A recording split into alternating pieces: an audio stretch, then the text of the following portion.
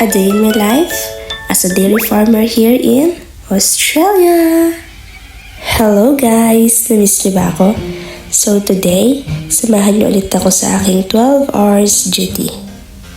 At habang nag-aantay nga ako ng service, naglaro na muna ako ng ganda-gandahan kahit hindi ako maganda. Ang mahalaga, araw-araw maganda ang sunrise at sunset dito sa Australia. Like, look at that view. It's so giving. Diba? Pagbaba ko nga ng service, agad ako nagpalit ng uniform to start my shift.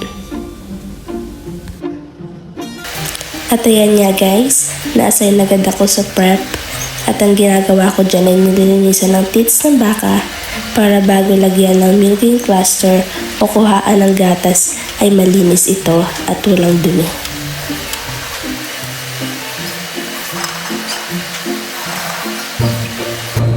At dahil nga hindi ko na na-videohan ang pagkuha ng gatas sa baka, mag-proceed na muna tayo sa post-dip. Ano nga po ba ang post-dip? Ang post-dip ay ang paglalagay ng disinfectant using iodine sa teats ng baka pagkatapos ng milking. Ang purpose po nito ay mapatay ang mga bakterya na maaaring pumasok sa teats ng baka after milking at upang makaiwas din sa sakit na mastitis. Ano naman po ba ang mastitis?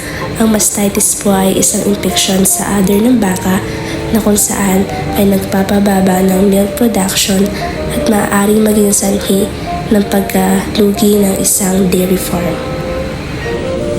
And after nga niyan ay nililinis namin ang buong rotary milking parlor para sa susunod na milking session. Minimake sure namin na malinis lahat at sinasanitize lahat ng milking cluster. At ganyan ang nangyayari sa maghapon ko bilang isang dairy farmer dito sa Australia. And that's all for today guys.